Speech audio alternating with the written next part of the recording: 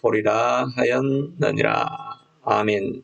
오늘 본문의 말씀을 통해서 예수님의 죽음과 장사라는 제목으로 은혜를 나누기를 원합니다.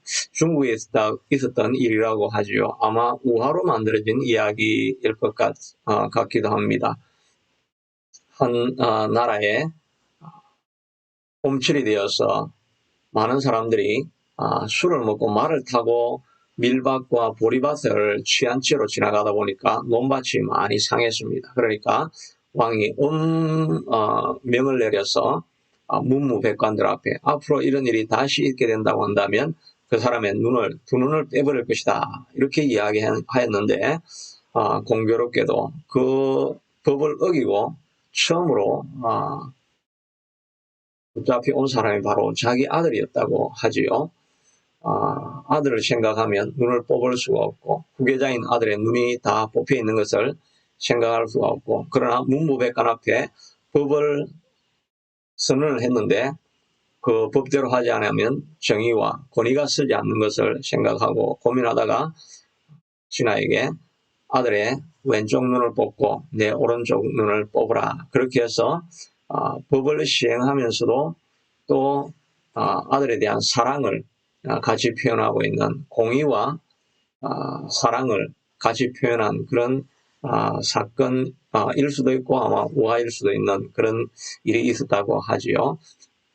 우리 하나님도 마찬가지이십니다. 하나님은 무한하게 자비롭고 은혜로우시고 용서하시기를 기뻐하시고 모든 이들을 받아들일 수 있는 분이시지만, 그러나 한편에서는 불의와 함께 죄와 함께 하나님이 거할 수가 없는 것입니다. 하나님은 거룩하신 분이기 때문에 죄를 그대로 두고서는 또 죄를 처벌하지 않고서는 공의가 이루어지지 않기 때문에 하나님은 사랑과 함께 공의를 반드시 시행하셔야 하는 분입니다. 그래서 다윗은 시편 36편에 보면 여호와여 주의 변하지 않는 사랑이 하늘에 있고 하늘에는 하나님의 끊임없는 사랑이 흘러넘친다는 것입니다. 그리고 하나님의 주의 의는 하나님의 산들과 같고 주의 공의의 심판은 큰 바다와 같으니라. 하늘에는 하나님의 가득한 사랑이 넘치지만 땅에는 의와 정의가 산과 바다에 넘쳐나시는 분이 하나님이시다라고 말하고 있습니다. 그러니 하나님이 우리를 무한히 사랑하시긴 하시지만 우리 안에 있는 죄를 처벌하지 않고는 사랑할 수가 없는 것입니다.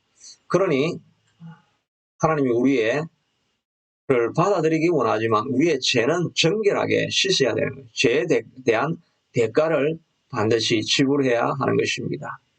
하나님이 고민하시다가 바로 자기 아들이신 예수 그리스도를 보내주셔서 예수 그리스도께서 우리의 죄를 다 대신해서 대속해서 예수님의 생명을 몸값으로 죄에 대한 대가를 지불하고 우리를 살리시기로 결정을 하신 것입니다. 그래서 예수님을 십자가에서 돌아가시게 하신 것입니다.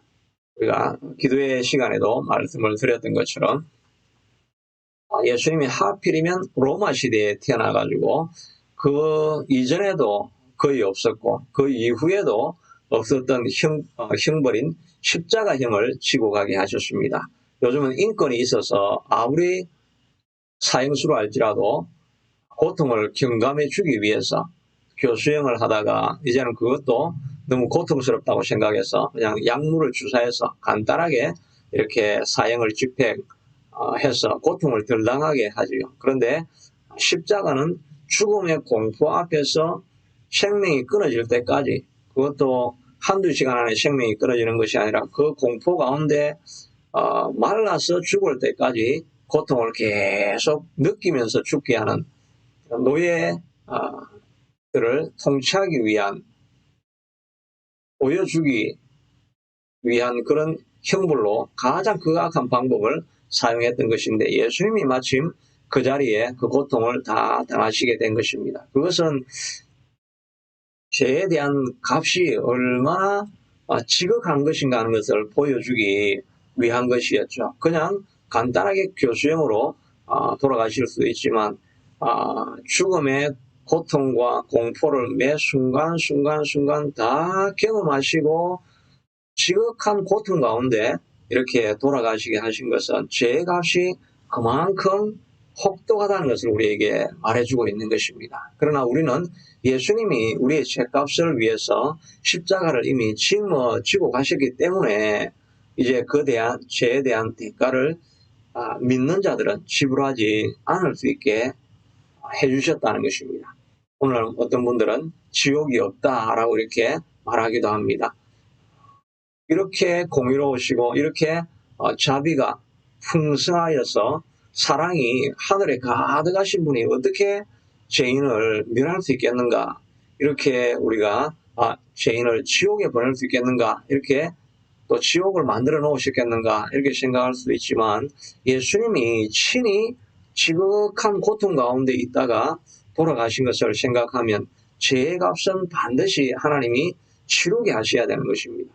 그래서 지옥에 간 사람들도 불편하다 하고 이건 not fair 이렇게 이야기를 할 수가 없는 것입니다. 왜냐하면 자비로운 하나님이 어떻게 우리를 이렇게 지옥에 보냅니까? 이렇게 말할 수가 없는 것은 하나님 자신이신 예수님이 이미 그런 지극한 고통을 당하셨기 때문에 하나님이 죄인들이 그렇게 이야기를 하면 봐라 나도 이렇게 깊은 고난을 당하지 않았느냐 이렇게 해서 페어하게 되고 저스티스 정의가 이루어지도록 하나님께서 하신 것입니다. 이것을 볼 때 우리가 지옥의 형벌이 있어야 오히려 마땅할 것이다 하는 생각을 해보게 됩니다. 우리는 예수님 때문에 이런 지옥의 형벌에서 벗어날 수 있게 된 존재라고 할 때 우리가 얼마나 많은 은혜 받은 자인가 하는 것을 우리가 날마다 감사해야 할 것입니다. 또 한편에서는 이런 예수의 은혜를 알지 못하고 그의 영원한 미래가 결정되어질 수 있는 그런 불신자들을 생각할 때 할 수 있으면 우리가 그들에게 복음을 전하고 예수 그리스도를 알고 예수 그리스도를 믿을 수 있는 길을 우리가 만들어 주어야 할 것입니다. 이 일이 하나님께서 우리에게 주신 사명이기도 할 것이고 또 에버린 교회의 사명이기도 할 것입니다. 오늘 본문에서는 예수님이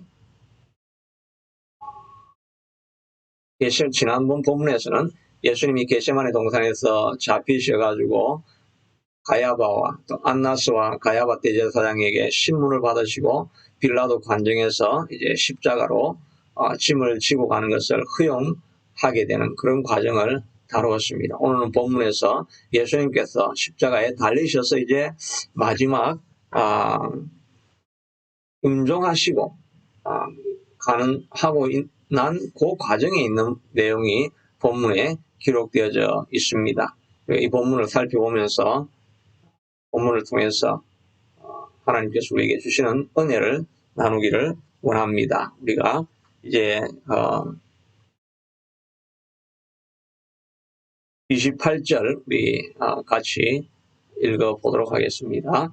그 후에 예수께서 모든 일이 이미 이루어진 줄 아시고 성경을 응하게 하려 하사 이르시되 내가 목마르다 하시니 예수님께서 목마르다고 이렇게 하십니다. 그렇게 하니까 29절에는 보면 거기 신포도주가 가득히 담긴 그릇이 있는지라 사람들이 신포도주를 적신 해면을 우슬초에 메어 예수의 입에 되었다고 말하고 있습니다. 예수님께서 모든 일이 이미 이루어진 줄 아시고 이렇게 목마르다고 하시니까 사람들이 식초같이 그렇게 되어져 있는 이제 와인이 있었죠. 그것을 스폰지, 해면이라고 하면 오늘날의 스폰지와 같은 거죠. 스폰지에 적셔가지고 예수님의 우슬초 그 나무 가지 맨 위에 달아가지고 예수님의 입에 대고 누르게 되면 스폰지에서 물이 짜이는 것처럼 그 초 와인이 예수님 입에 묻게 되죠. 고통이 너무 심하니까 이런 와인을 통해 가지고 고통을 좀 완화해 주려고 하는 최면과 같은 그런 용도로 쓰여진 것이라고 할 수가 있겠죠. 근데 예수님께서 이렇게 마지막에 내가 목마르다 이렇게 하신 이유는 성경을 응하게 하려 하심인데, 이것은 시편 69편 21절에 보면 목마를 때에 초를 마시게 하셨나이다 라고 하는 구약의 예언이 있기 때문에 예수님께서 마지막까지 하나님의 말씀이 자기의 삶을 통해서 이루어질 수 있게 하도록 마지막까지 하나님의 계명을 순종해가는 그런 과정의 모습을 보게 되는 것입니다. 예수님은 마지막 그 죽음의 몇 분을 남겨놓고도 하나님의 계명을, 하나님이 주신 사명을 끝까지 지키기 위해서 온 힘을 기울이시는 모습을 볼 수가 있습니다. 이걸 통해서 우리가 배울 수 있는 것은, 우리도 예수님을 따라가는 제자로서 우리에게 맡겨진 마지막 사명을 최후 순간까지 끝까지 달려갈 수 있는 그런 모습을 우리가 배워야겠다는 생각을 해보게 됩니다. 오늘 신학 교수님이 목회자들을 대상으로 강의하시면서 가장 많이 강조한 것이 finish well 이라고 하는 그런 말씀이었다고 하죠. 마지막까지 끝까지 잘 마무리를 하는 것이 제일 중요하다고 이렇게 말씀하고 있죠. 왜냐하면 수많은 목회자들이 어렵게 목회를 이루어내고 또 건강한 교회를 이루어내었다가 마지막에 어려움을 당하는 경우들이 많이 있는 것을 보고 finish well, 끝까지 잘 마무리할 수 있게 하도록 달려가라고 이렇게 말씀하고 있지 않습니까? 다윗도 젊은 청년 시절에 그렇게 고난 가운데 있으면서 믿음으로 예수님을, 하나님을 붙잡아 보려고 그렇게 애를 써서 마침내는 왕이 되고, 또 왕이 되는 과정 속에서 나라를 정복하는 과정에서부터 또 온 마음과 정성을 기울여서 하나님을 붙잡으려고 끊임없이 노력했던 사람인데, 한순간에 실수로 finish well 하지 못하게 되어지죠. 그리고 그 사건 이후에부터 그의 인생은 그의 집안에는 끊임없는 칼 부림이 멈추지 않는 그런 인생을 살게 되지 않았습니까? 우리도 마찬가지로 finish well, 잘 할 수 있게 되기 위해서 힘을 써야 할 것입니다. 우리도 돌아보면 과거에 믿음의 전성기가 있었죠. 정말 뜨거운 믿음을 가지고 밤새워 기도하고 또 하나님의 사명을 위해서 많은 것을 포기하고 믿음의 길을 달려가려고 정말 많은 헌신을 기울였던 그런 사람들이 얼마나 많은지 모릅니다. 특별히 한국 교회는 중년 이상이 되었던 신자들은 그들의 수많은 헌신과 기도와 눈물을 통해 가지고 이만큼 한국 교회도 자라고 한국 사회도 잘할 수 있는 데까지 이르게 되어졌죠. 그러니 그들의 수고와 헌신이 얼마나 많았겠습니까? 그러나 이제 마지막이 되어서 우리가 경계를 늦추지 아니하면 우리도 어느 순간에 신앙이 얕아지고 무너질 수가 있다는 것을 우리가 늘 기억해야 할 것입니다. 우리가 잘 아는 것처럼 2002년도 월드컵 히딩크 감독의 말이 늘 많은 사람들에게 회자가 되었죠. 16강에 올라가고 나서 이제 그만큼만 해도 한국 축구 사상 처음으로 16강이 되었는데 그만큼만 해도 충분할 텐데 히딩크는 나는 여전히 배고프다. I'm still hungry. 그 말이 유명하게 알려져 있죠. 여전히 앞으로 나는 8강도 바라보고 4강도 바라보고 또 결승도 바라본다. 이런 그 굶주림이 그에게는 있었던 것을 보게 됩니다. 그러니까 그 굶주림을 가지고 목마름을 가지고 겸손한 마음으로 끝까지 혼신을 다하니까 좋은 성적에 이르렀지 않았습니까? 스티브 잡스가 한 말도 유명하게 남아있죠. 그가 스탠포드 대학 졸업식에서 그의 간증 세 가지를 이렇게 들려주면서 맨 마지막에 한 말이 Stay hungry. 계속해서 굶주려 있어라. 뭔가 목표를 향해서 여전히 굶주리고 있는 사람이 되어라. Stay foolish. 다른 사람이 어리석다고 이야기해도 자기가 주신 꿈을 가지고 여전히 굶주린 마음을 가지고 달려가야 된다라고 말하고 있습니다. 그는 그냥 사업가였을 뿐인데도 사업가가 뭐 스티브 잡스 같으면 돈이 문제가 아니지요. 이미 모든 것을 다 가지고 있었지만 그는 이만하면 됐다라고 이렇게 나태한 마음을 가진 것이 아니라 여전히 어떤 자기 기업가로서의 목표를 가지고 그걸 전심전력을 다해서 달려가고 있는 모습을 보게 됩니다. 우리가 생각해 봐도 그는 도대체 무슨 꿈을 가졌을까 이렇게 생각을 해보면 정말 예수 믿지 않는 사람이지만 자기 인생의 어떤 목적을 향해서 달려가려고 하는 이런 비전을 추구하지 물질이나 지위를 추구하지 않는 그런 마음을 가졌던 그런 면에서는 참 고귀한 영을 스피릿을 가진 사람들이라고 이렇게 생각이 되어집니다. 세상 사람이 그렇다고 한다면 우리도 마찬가지가 아니겠습니까? 우리도 하나님 주신 비전이 있는데 finish well 할 때까지 물질이 조금 얻어졌다고 또 지위가 조금 있다고 해서 이제 나는 충분하다라고 하는 것이 아니라 죽을 때까지 우리의 사명을 다하는 길을 위해서 달려가야 할 것입니다. 바울도 결코 만족하지 않았죠. 언제나 stay hungry 해서 내가 모든 백성들에게 복음을 전가리라는 그런 꿈을 잃지 않고 지냈습니다. 그래서 예루살렘에 가면 죽는다고 하는데도 나는 예루살렘에 가서 내 동족에게 복음을 전해야 될 것이다.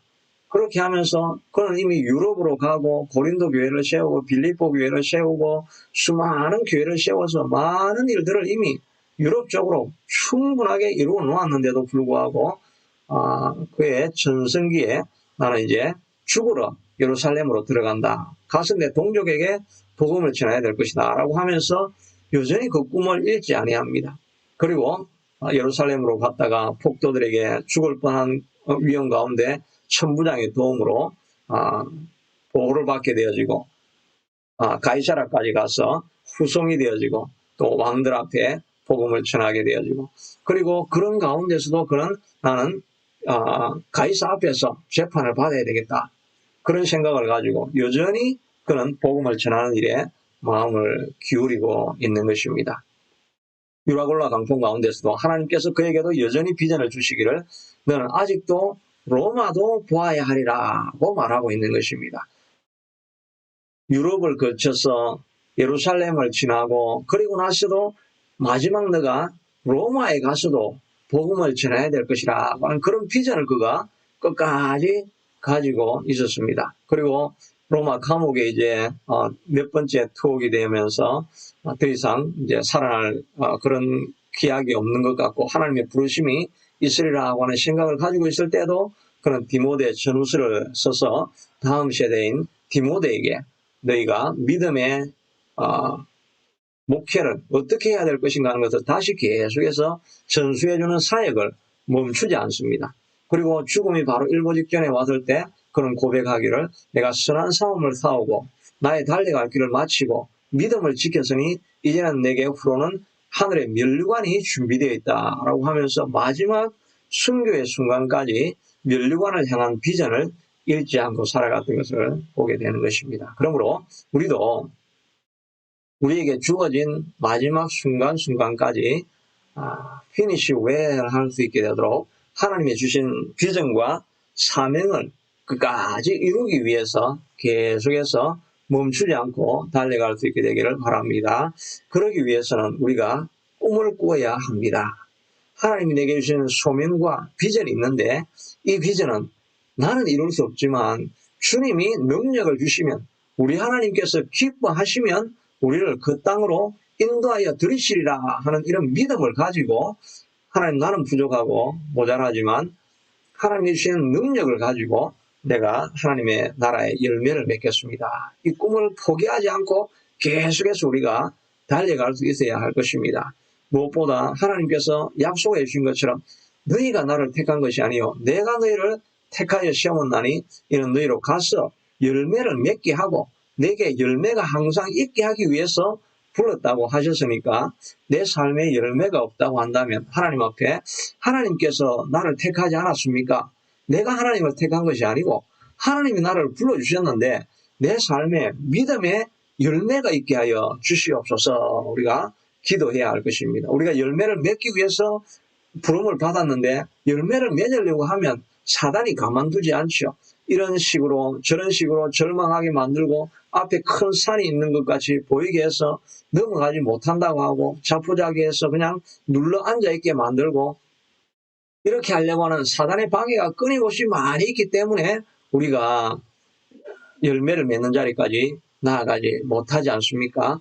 느헤미야가 성벽을 세우려고 할 때 얼마나 많은 장벽들이 끊임없이 또 방해 공작들이 끊임없이 있지 않았습니까? 그러나 여전히 하나님 앞에 기도하면서 앞으로 달려가서 성벽을 마침내 52일 만에 이루어 내지 않았습니까? 우리도 뒤로 물러가지 말고 하나님 앞에 기도하며 하나님이 주신 사명이니 이루어 갈 수 있게 축복해 주시고 능력도 주시고 힘도 주시고 꿈을 잃지 않게 도와주시옵소서. 너희가 선을 행하되 낙심하지 말지니 때가 이르면 포기하지 아니하면 너희가 그득에 되리라. 이 약속을 붙들고 달려갈 수 있게 해달라고 여러분 기도할 수 있게 되기를 축복합니다. 두 번째는 예수님께서 목마르다라고 이렇게 말씀하셨습니다. 예수님이 목마르다고 하신 것은 성경을 이루기 위함이긴 한데 이 목마름의 고통이 얼마나 극심한지 모릅니다. 우리의 몸에 피의 상당수가 사라지면 가장 큰 고통이 목마름이죠. 어떻게 하든지 물을 달라고 하는데 그때 이제 전쟁터에서 피를 많이 잃어버린 사람들은 갈증이 얼마나 심한지 모르죠. 근데 그때 간호사가 물을 주면 안 된다고 그렇게 하지요. 예수님도 마찬가지였을 것입니다. 가장 피를 많이 흘리시고 이런 과정 가운데 있을 때 목마름이 아주 극심했을 것입니다. 그런데 예수님이 이런 목마름에 고통을 당하신 이유는 그것은 남의 이야기가 아니로 바로 우리에게 하나님께서 은혜를 베풀기 위하신 하나님의 은혜인 것입니다. 우리가 잘 알고 있는 이사야 53장에 보면 그는 실로 우리의 질고를 지고 우리의 슬픔을 당하셨거늘 우리는 생각하기를 저는 하나님께 징벌을 받아서 하나님께 맞으며 고난을 당한다 하였노라. 우리가 이렇게 생각하는 예수님이 목이 말랐던 게 내하고 무슨 상관이 있나 이런 생각을 하지만 예수님이 질고와 고통을 당하고 목마름을 경험하고 이렇게 한 것은 우리의 목마름을 해소하기 위해서 예수님께서 친히 대신 고통을 당한 것입니다. 우리도 이 인생을 살아가면서 얼마나 많은 목마름이 있습니까? 수가성 여인은 인생에 외로움에 목마름이 있었습니다.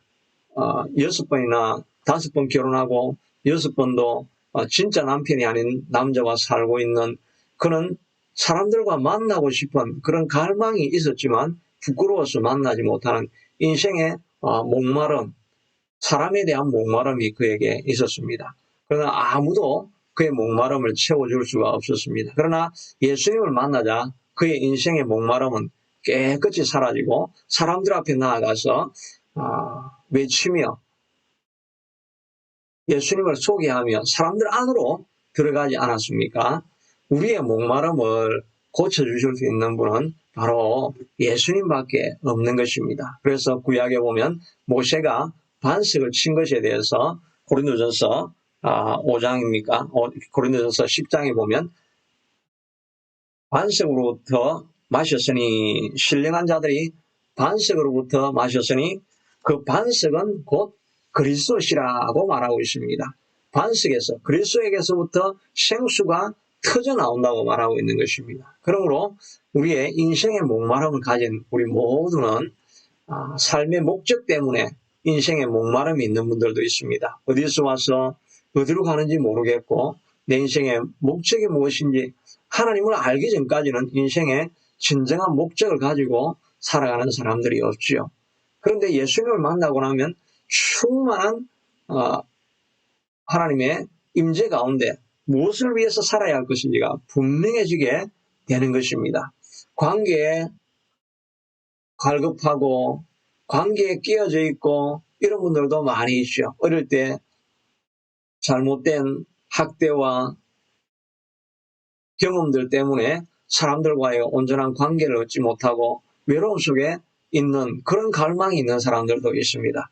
그런 사람들도 예수님께 나아가면, 예수님이 그를 만나면 예수님이 그의 모든 아픔을 치유하시고 회복하셔서 다시 건강한 관계로 들어갈 수 있게 만들어주는, 우리의 관계의 목마름을 반석에 나는 샘물로 채워주실 수 있는 분이 바로 예수님인 것입니다. 물질 때문에 가난 가운데 빠져있는 사람들이 있습니까?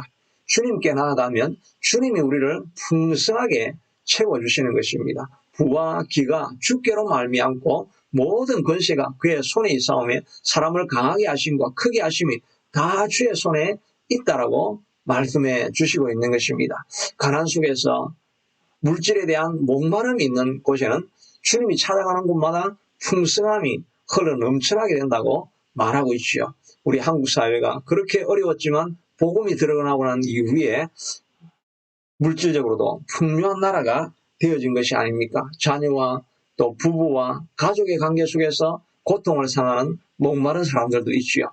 그런 사람들도 자기의 가정과 인생과 자녀를 주님 앞에 다 내려놓으면 예수님이 주시는 풍성한 물로 말미암아서 우리의 목마름이 다 해결을 얻게 되는 것입니다. 바로 이 일을 위해서 예수님께서 십자가를 지시고 예수님께서 친히 내가 목마르다라고 이렇게 말씀해 주셨습니다. 세 번째는 우리가 31절부터 보면 예수님이 뼈를 꺾지 아니하셨다라고 하는 말씀이 나옵니다. 31절에 같이 읽겠습니다. 이날은 주일이라 유대인들은 그 안식일이 큰 날이므로 그 안식일에 시체들을 십자가에 두지 아니하여 빌라도에게 그들의 다리를 꺾어 시체를 치워 달라 이렇게 부탁을 하게 됩니다.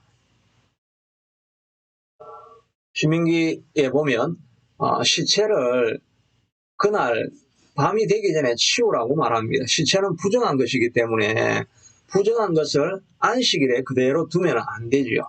그리고 예수님이 달려있는 곳이 지금 골고다 언덕입니다. 골고다 언덕은 빌라도 관제에서 1km 정도밖에 떨어져 있지 않은 그런 언덕입니다.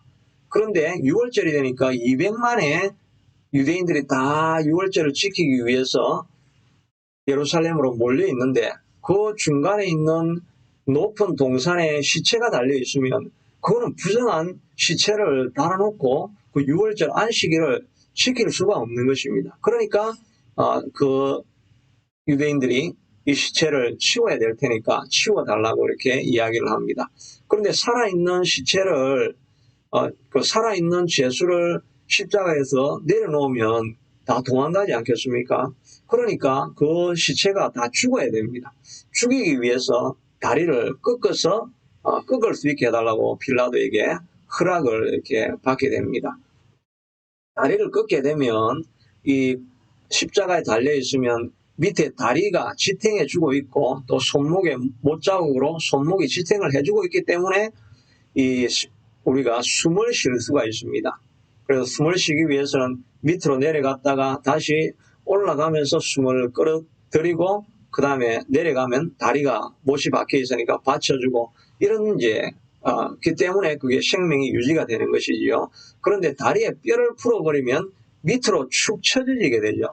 축 처져지게 되면 숨을 쉬러 올라가려고 하는데 올라갈 몸을 끌어당겨서 올리려고 하면 굉장히 힘이 많이 남아 있어야 되죠. 그러니까 이 숨쉬기 위한 과정이 그렇게 십자가에서는 힘든 과정이라고 이렇게 이야기를 하죠. 그래서 다리를 꺾어버리면 밑에 지탱할 힘이 없으니까 숨쉬러 올라갈 수 있는 힘이 없는 것입니다. 그러니까 숨을 못 쉬니까 빨리 죽게 되겠죠. 그래서 다리를 꺾어달라고 이렇게 했는데 예수님께 가보니까 두 죄수들은 다리를 꺾어서 숨을 못 쉬고 이제 죽게 만들었는데 예수님은 꺾으려고 보니까 이미 예수님은 운명하시고 있는 상황이었습니다. 그래서 예수님의 뼈는 꺾지 않아도 될 수 있는 상황이 되어졌는데 이것도 성경대로 성경을 이루기 위해서 그렇게 되었다고 이렇게 말하고 있습니다. 왜냐하면 민수기 9장 12절에도 보면 6월절 출애굽에서 하나님은 어린 양의 뼈를 꺾지 말라고 하셨습니다. 예수님이 지금 문설주의 발을 피를 흘리게 되는 어린 양이지 않습니까? 어린 양에 대해서는 뼈를 꺾지 말라고 이렇게 말씀하시고 있는 예언이 있으니까 이 성경 말씀을 이루기 위해서 예수님은 십자가에서 다리와 뼈를 꺾지 아니했다는 것을 알 수가 있는 것입니다. 예수님이 이렇게 뼈를 꺾지 아니한 이유가 있다고 한다면 우리가 묵상을 해보면 예수님은 하나님 앞에 드려진 제물이지 않습니까? 제물이 뼈가 꺾이고 상처가 나고 또 흔대가 있고 이러면 온전한 제물이 되지 않지 않습니까?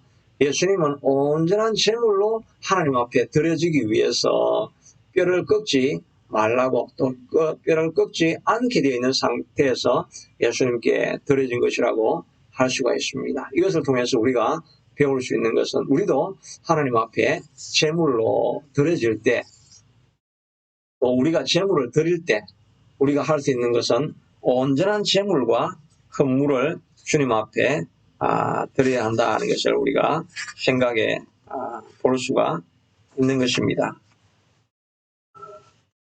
말라기에도 보면 우리가 제물을 드릴 때 이스라엘 백성들이 하나님 앞에 죄를 범하게 되죠. 그래서 하나님께서 제물을 드리는 이스라엘 백성들을 보고 만군의 여호와가 이르노라 너희가 눈먼 희생으로 드리는 것이 어찌 악하지 아니하며 저는 것 병드는 것으로 드리는 것이 어찌 악하지 아니하냐 이제 그것을 너희 총독에게 드려보라 그가 너를 기뻐하겠느냐 너를 간함하겠느냐 이렇게 이스라엘에 드려지는 헌물과 예배가 온전치 아니하는 것 때문에 하나님께서 문책하고 있는 그런 모습을 보게 됩니다. 우리도 예배하며 헌물을 드리며 하나님을 섬길 때 우리의 온전한 것을 전부 다 드릴 수 있는 그런 신앙이 될 수 있게 되기를 바랍니다. 우리가 모든 것을 다 그렇게 완벽하게 할 수는 없지만 마음과 정성으로 주님 앞에 나올 때는 우리의 모든 것을 드리는 마음으로 이렇게 나오는 그런 예물과